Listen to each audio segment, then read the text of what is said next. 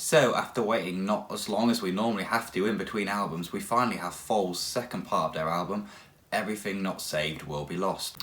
So let's get into it and see what this album's all about.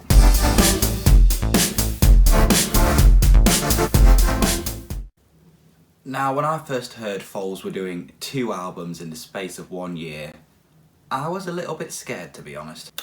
It's hard to imagine them putting out so many songs in such a short space of time without there being a bit of a compromise on quality of songs. But the indie titans have managed to pull through and deliver for the most part and given us 2 pretty good albums in their own right. Now, first of all, I want to say one of my favourite things about Foals is they've been really good at doing bridges in their songs, really good at building up the hype for the final chorus. That's one thing I've loved about a lot of their old music, and it's something they've done great again in this new album. And that's especially shown in songs like The Runner and Black Bull. They also have really strong heavy guitar riffs throughout the album, which are absolutely brilliant. And this album's full of that almost hypnotic, calm indie rock that Foals are known for. It's really one of a kind and it's quite thought-provoking. In a way, I could imagine this is the kind of album you'll listen to if you're like out stargazing and just dreaming of the future. That sort of make-believe scenario is a good thing just to have on and zone out of the rest of the world. Now, this is the part 2 to the part 1 that we got in March, and as a standalone album, I think it works as a standalone album. You can listen to it entirely by itself and it's still really good. It's got everything you want, it's got quite a range of styles and different things going on. So it's good enough as one album, but I think if you listen to them together, that works a lot better because it tells a great story throughout the 2 albums and the music takes you on quite a journey. Now let's get on to and talk about some of my favourite songs from the album. Now, first of all, is the standout first single we got, Black Bull. We were promised that this was going to be one of the heaviest and loudest albums from Foals. I feel we've been teased that in the past with songs like What Went Down, like they've teased their heavier side, but we haven't really got it. And to be honest, after listening to this album, I feel like we're still only being teased that heavier side of them. Black Bull was one of the few songs I felt this really came to fruition in. It's full of chaotic, rough and ready, grunge style rock, but still has an indie rock core and does sound recognisable as a Foals song. I really would have liked to see a few more songs on his album like match this song in it, their explosiveness and their intensity, so I think it's quite interesting to see this side of Foals. I also love how the album starts with that instrumental Red Desert.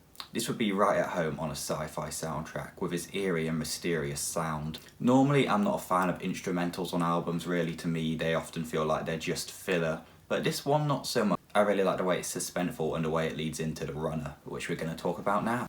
The Runner's one of the best examples of strong guitar riffs on this album.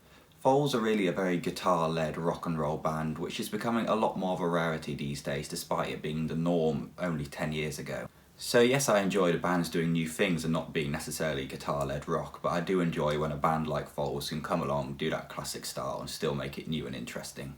At points often in the verses, it feels the guitar's leading the song forward rather than the vocals, which is a bit of an interesting way to do it. Now, yes, the vocals are still good in their own right, but they're sort of taking a bit of a back seat to the heavy, grungy guitar you get in this song. The Runner really is heavy post-punk style indie rock, like it's put into a radio-friendly package and it works quite well.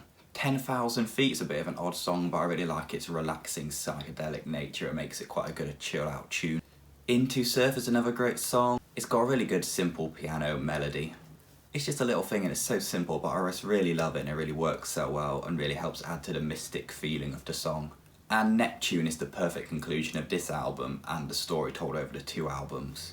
Now, this is a pretty long song coming in at 10 minutes, but it's certainly worth the full listen.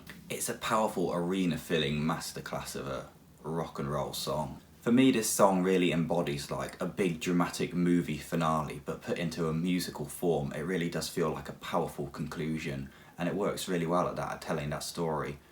So those are some of my favourite songs from the album. A fair few of the others for me, they weren't exactly hit or miss.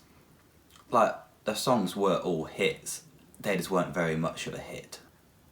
I thought a lot of the other stuff on the album was decent, but just a bit forgettable, to be honest. I could take it or leave it. And on the whole, this is quite a good album, I do quite like it, but I don't think it's as revolutionary as I thought it was going to be, or it was promised to be. Now, this album seems to be very popular with the fans, but when it comes to the critics, the reviews are quite polarising. Some love it and some think it's just meh.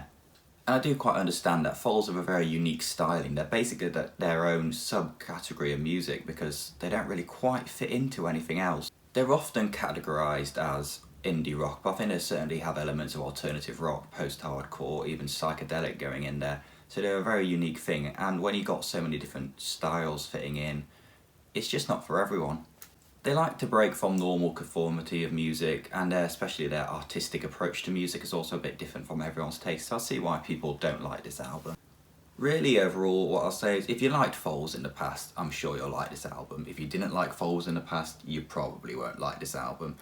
If you were a bit in the middle or you just didn't really know them before, I'd say give this album a check out. It shows what the band's about pretty well. It may not be their best work, but I think it summarises them pretty well.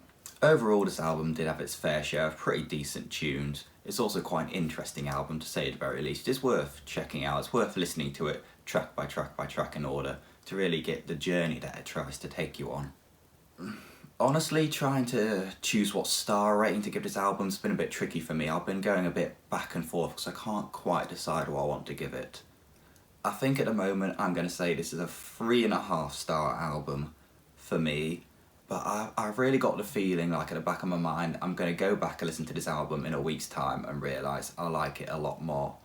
I don't know why I feel like that, but I just have some feeling in the back of my mind that I'm making a mistake here. So yeah, that's my fairly quick review today on the album. It's a decent album, it's not an amazing album, it's pretty good, it does some interesting things, but it's not one of the best albums of all time.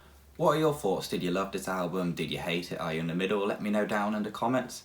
If you want to click like and subscribe, that would be great. I'd love that. It'd mean a big deal to me. As always, thanks for watching. Hope you enjoyed, and I'll see you in the next video.